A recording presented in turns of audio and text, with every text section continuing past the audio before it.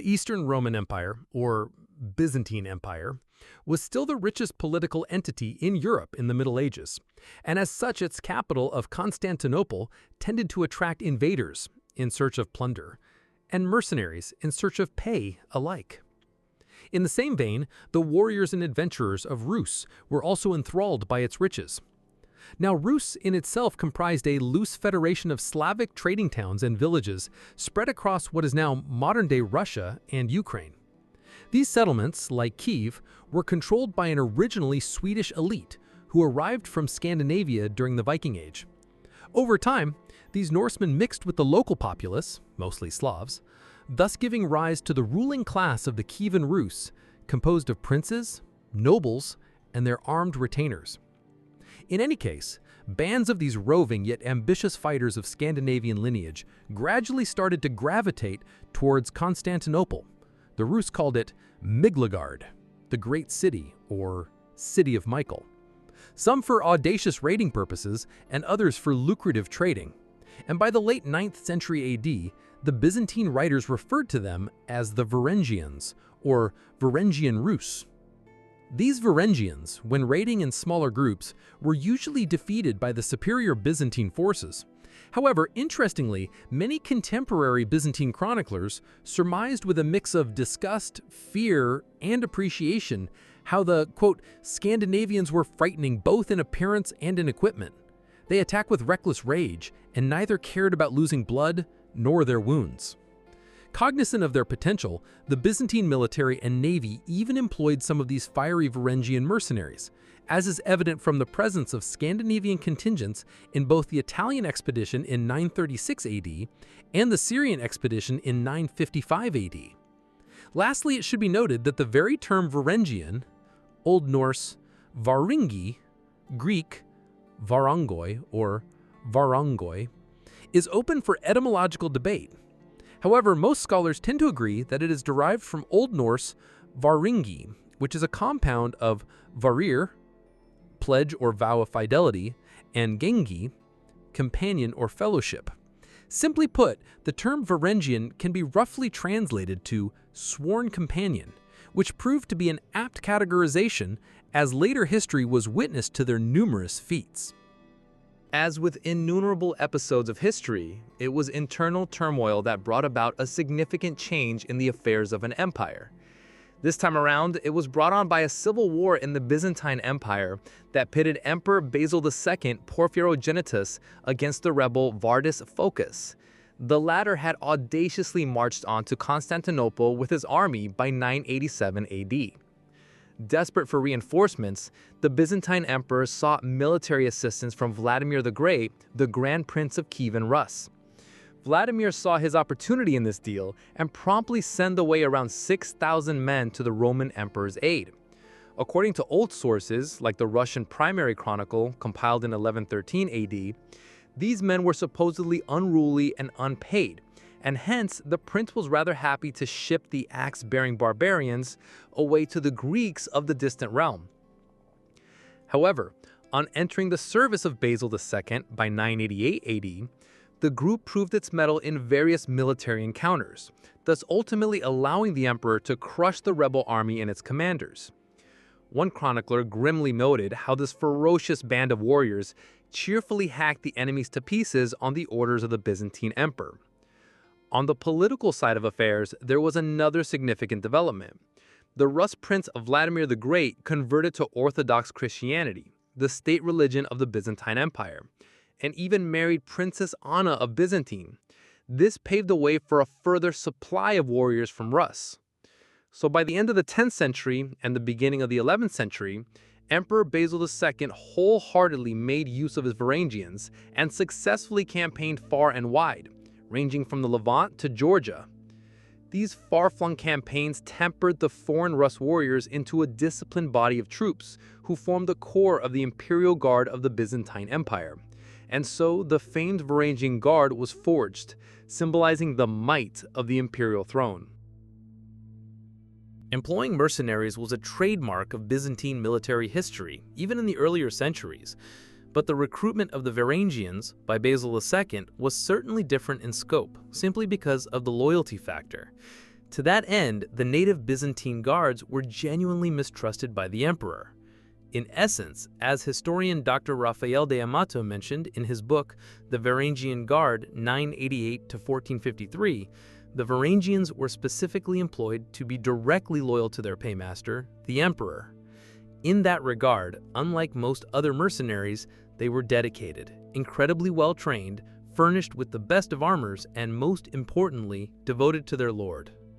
This sense of loyalty manifested many times in the course of history, with one particular incident involving the great Alexios Komnenos.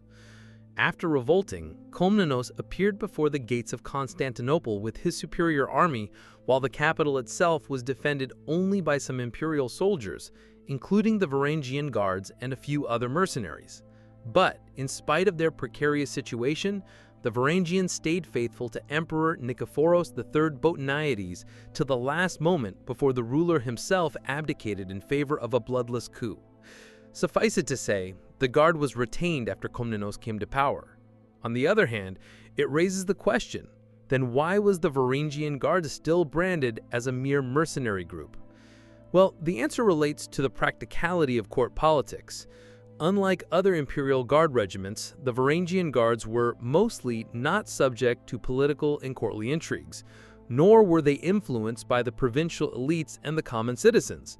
Furthermore, given their direct command under the emperor, the mercenary Varangians actively took part in various encounters around the empire, thus making them an effective crack military unit, as opposed to just serving ceremonial offices of the royal guards. As I mentioned before, the Varangian Guard was initially formed mostly of warriors and adventurers from Rus, who tended to have Swedish lineage. However, by the late 11th century, these Scandinavians were gradually replaced by the Anglo-Saxons from Britain. There was a socio-political side to this scope, since most of England was overrun by the Normans under William the Conqueror, post-1066 AD. As a result, the native Anglo-Saxon military elites of these lands had to look for opportunities elsewhere, thus kickstarting many waves of migration from Britain to the Black Sea coasts, and then ultimately to Eastern Roman Empire. Interestingly enough, many Byzantine commanders welcomed these refugees from the British Isles, with some even concocting propaganda measures that proclaimed the arrival of the English Anglo-Saxons as being equal to the fealty of the Romano-British soldiers of ancient times, when Britain was a Roman province. In fact, contemporary sources talk about how English was actually spoken in the streets of Constantinople, thus alluding to the presence of many Anglo-Saxon mercenaries. And almost like poetic justice, just 15 years after the Battle of Hastings, where the Anglo-Saxons were decisively defeated by the Normans in 1066 AD, a group of English veterans got the chance for payback at the Battle of Dyrrhachion, 1081 AD. This time around, they formed the core body of the Varangian Guard under Alexios Komnenos, while being pitted against the Normans from southern Italy under Robert Guiscard. Unfortunately for the Anglo-Saxon contingent, they were too eager to challenge their enemy, and so, by breaking their formation, the Varangians charged into the right wing of the Normans. Their initial impact was devastating to Guiscard's army, but once the tide stemmed, most of the Varangian Guards were surrounded and woefully outnumbered. Afflicted with weariness and heavy armor, the group was mostly destroyed in a piecemeal manner by Norman countercharging. I have already talked about how the early members of the Varangian Guard mostly hailed from Rus, while by the late 11th century they were gradually superseded by the English. But that doesn't necessarily mean that the Guard was exclusively composed of these two groups. In fact, from the initial times, the Swedish Varangians were often accompanied by their Norwegian brethren who arrived directly from Scandinavia, as opposed to Russia. Similarly, by the 11th century, the Danes also arrived on Byzantine shores, along with the Anglo-Saxons. Moreover, according to contemporary sources, like that of Leo of Ostia, as referenced by Dr. D'Amato, there are mentions of the Gualani people serving in the Varangian Guard.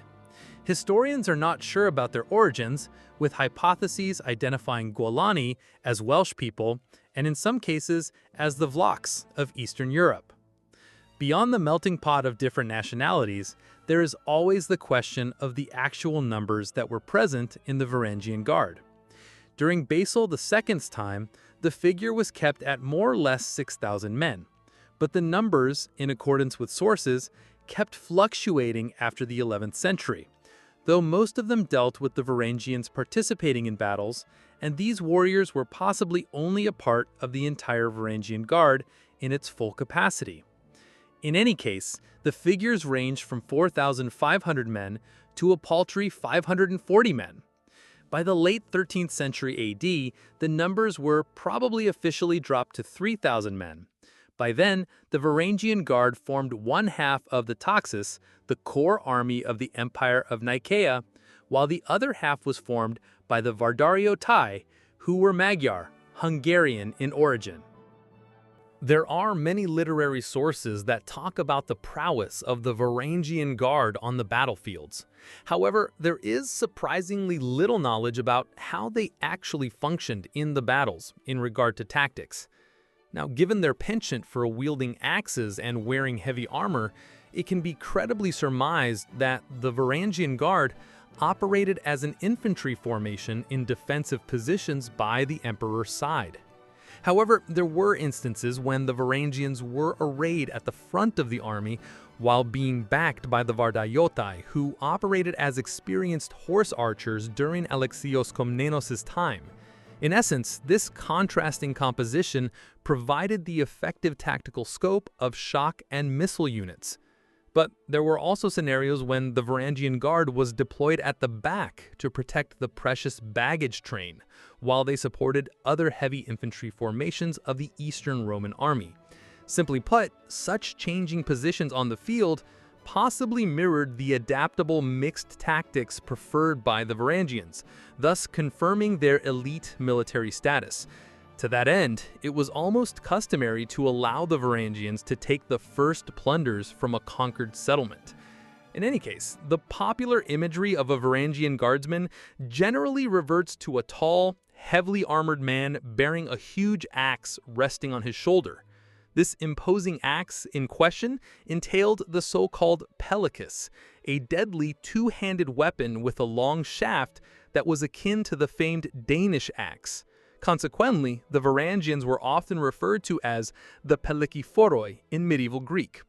Now, interestingly, while the earlier pellicus tended to have crescent-shaped heads, the shape varied in later designs, thus alluding to the more personalized styles preferred by the guard members. As for its size, the sturdy battle axe often reached an impressive length of 140 centimeters or 55 inches, with a heavy head of 18 centimeters or 7-inch length and a blade width of 17 centimeters or 6.7 inch. With their Viking heritage and Rus tradition of distant seafaring, it was expected of the Varangians to have maritime skills. So beyond battlefield maneuvers and ballast duties, some of the younger, or less experienced members of the Varangian Guard were chosen to actually hunt down pirates. These guardsmen were deployed in specially made light marine crafts called the Osii, and they worked in unison with the other Norse and Russian mercenaries. But other than glorious feats in battles and adventurous sea raids, the Varangian Guard was also involved in slightly more mundane duties, like policing the streets of Constantinople. They rather carved up a brutal reputation for themselves, who were known to enforce strict laws and arrest the political opponents of the emperor. And as an extension of their perceived ferocity and penchant for violence, few Varangians were also employed as jailers because of their specialization in torturing techniques. Interestingly, Georgios Bacamaris, a 13th century Greek historian and philosopher, talked about one such chief, or epistatis, of the prison guards, whose moniker was Eris ek Anglenon, or Harry from England. Now, while I mentioned before how the Varangians were employed as rigorous law enforcers in the capital, they themselves were not too reluctant to break certain laws of decorum. As Dr. D'Amato mentioned, one of the reasons for their boisterous nature was possibly due to their notable love for Greek wine. Often derogatorily called the Emperor's wineskins, their absurd levels of drunkenness often landed the guards into trouble, with two particular incidents even involving drunken guardsmen assaulting their own emperor. And beyond the obsession for alcohol that sometimes turned into abuse, the Varangians were also known for their fascination for visiting brothels, along with a fancy for other Greek stuff like hippodrome races and spectacles. Now, given their status as the elite members of the Imperial Guard, the Varangians were obviously paid very highly. However, in an odd arrangement, only affluent members were inducted into the Guard.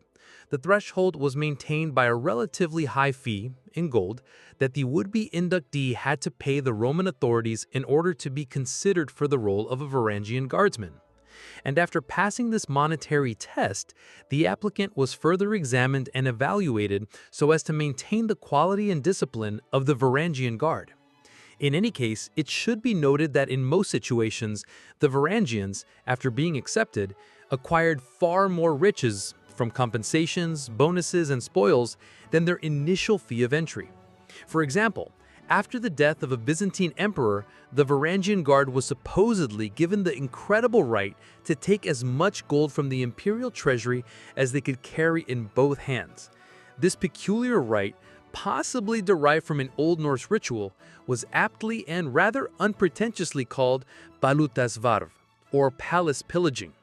So, from a realistic perspective, there was no dearth of applicants, with even the rejected ones making names for themselves in the other, albeit less renowned mercenary companies of the Byzantine Empire. In fact, the emigration of well-to-do warriors from Sweden to Greece was actively discouraged by the medieval Swedish law of Västgötalägen, or Westergothic law, with one statute mentioning how these Varangian Guard members couldn't inherit while staying in Byzantine service.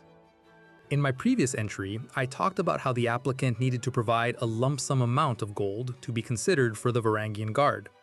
This seemingly unique measure allowed many rich adventurers, princes, and even warlords from Northern Europe to take their and their retinue's chance to be inducted into this elite mercenary group. One such adventurer was Harald Hardrada, one of the fiercest Viking warriors of his time, circa 11th century. In his teenage years, Harald had to escape from his native Norway after ending up in a losing battle for the throne. The young man made his way to Kievan Rus and made a name for himself in various military encounters by fighting for the Grand Prince Yaroslav the Wise. But after rising to the rank of a military captain, young Harald took a gamble and made his way to Constantinople, along with 500 of his personal followers. Fortunately for the group, most of them were selected for the Varangian Guard and thus started Harald's incredible journey to redemption.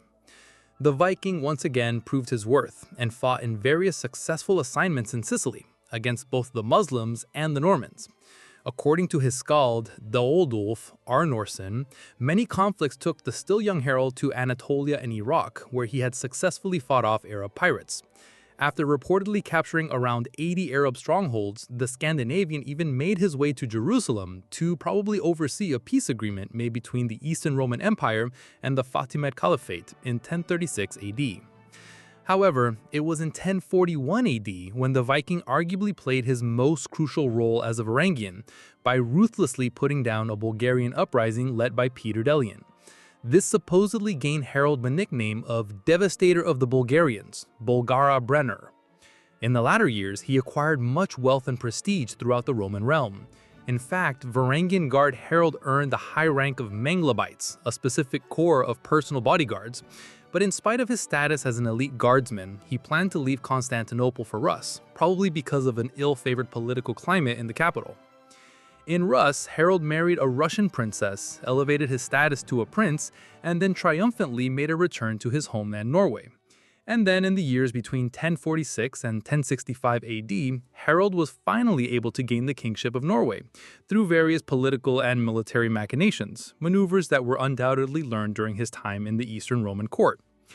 And ultimately, in 1066 AD, the King of Norway, Harald Hardrada, launched the last Viking invasion of England, thereby crippling the local Anglo-Saxon resistance and thus paving the way for the Norman conquest of Britain. And oddly enough, pushing forth the historical cycle, many of the dispossessed Anglo-Saxons of England, in turn, went on to become members of the Varangian Guard in the latter years. Now, while this unique episode serves as a rather extreme example, it does provide some insights into the lives of the Varangian Guardsmen, where the wondrous scope of adventures and actions overshadowed any semblance of normalcy expected from a well-paid, governmental military career. It should be noted that while the Varangians proved their mettle in many battles, they also faced their fair share of defeats. As mentioned earlier, at the Battle of Dyrrhachium, 1081 AD, the Guard was almost annihilated by a well-timed cavalry charge of the Normans. But even more humiliating was the episode of the Fourth Crusade, 1204 AD, when the Varangians supposedly fled from the approaching Crusaders. This uncharacteristic turn of events may have transpired because many of the Guardsmen were left unpaid. In any case, there was a historical shift in the functions of the Varangian Guard, especially after the early 13th century. Simply put, during the 11th century, the Varangians, under Byzantine authority, actively took part in battles. However, post the Fourth Crusade, they were mostly relegated to palace and prison duties. According to some historians, this might have to do more with the rising practical importance of cavalry and mobile divisions on battlefields, as opposed to the innate effectiveness of the Varangians. To that end, one of the last mentions of the axe-bearing Varangian Guard comes from chronicler Adam of Usk in 1404 AD. If you enjoyed this video and are still not subscribed, please consider it, as it really helps me out a lot. Thank you.